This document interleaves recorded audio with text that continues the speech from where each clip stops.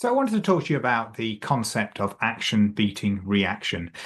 It's a sound concept. It's a sound maxim that is often put across in business and in relationship advice, and it makes a lot of sense. If you're the person who initiates action, if you're proactive, then you're likely to have greater influence over unfolding events.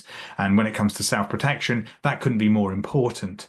You don't want to be the person reacting to a crisis situation, a person who is having to manage this terrible situation that's happening to you, this assault that is happening to you. So in the self-protection world, if you have a proactive attitude, that should have a great influence over the personal security side of things.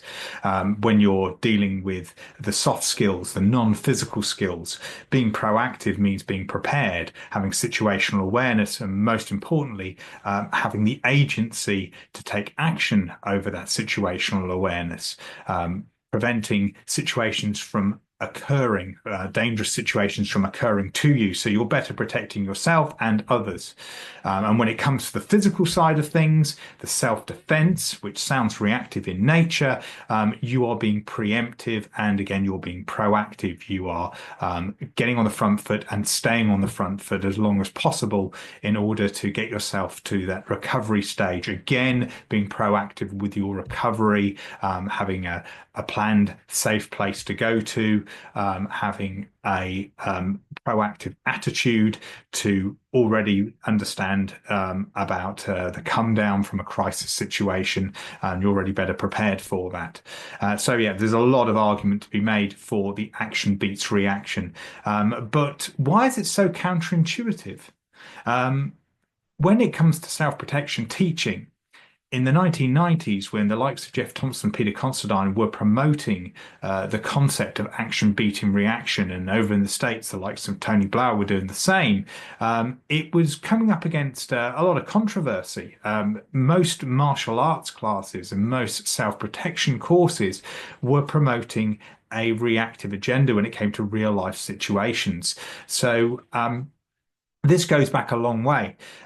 There's a whole history of self-protection, and self-protection training arguably has been going back for centuries in some shape or form in different parts of the world. But for the most part, it starts getting codified in the 19th century when we start seeing the emergence of the middle classes and upper middle classes, and looking for solutions to violent situations. So violent crime goes up too, and you've got individuals wanting to be able to protect themselves, and those individuals who want to protect themselves are unfamiliar with violence. So they seek out individuals who are better experienced with violence, better experienced in handling violent situations, and they ask for their advice, for their training, so they can be better prepared.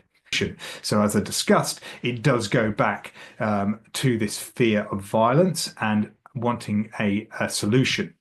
So that solution that's being desired comes from a hypothetical situation. So to this day, when I discuss with many clients about providing a self-protection course and making sure that it's going to be tailored to their requirements, when we drill down, it comes back to, what if someone does this to me? What if someone does that to me? I mean, when I'm at networking events, or when I'm at social functions and things like that, and it comes up that I'm a self-protection teacher, unfortunately, you get the obligatory cheesy self-defense martial art pose. You get the kung fu pose, if you like, or the karate pose, or whatever someone's trying to mimic, and maybe with some vaguely racist Bruce Lee impersonation going along with it as well.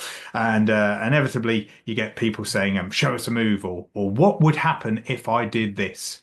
And those moments I start thinking to myself, I'm sure gynecologists don't get asked the same things in the same situation. We like to look at it from a reactive point of view. What is your solution to this? What is your solution to that? And I think it comes from the simple fact that when you're inexperienced with something, you are in a reactive mind frame.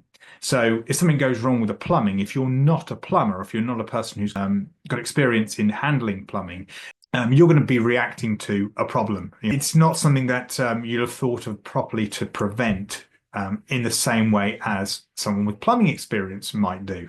So I'm pretty sure that the average plumber will have, you'd imagine, would have a good plumbing system in their own home, and they'll have put in preventative measures that other people wouldn't be thinking about. And the same would go with electricians and builders and anyone who's involved in construction.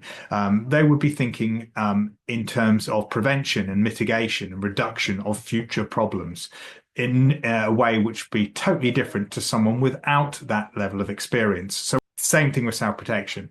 So I'd just like to advise to try and look at it proactively. What preventative measures can I put in place to mitigate against the situation? And so number one is obviously a big investment in the pre-incident stuff, the soft skills material, the awareness, the agency for awareness, this overall proactivity. Because this is important, because when you go right down to recovery, the post-incident situation, you want to have this proactive mind frame. If you're interested in booking me to teach courses that reflect this philosophy, please get in contact. And if I can't help you, I'm sure I can advise somebody who can. Be safe.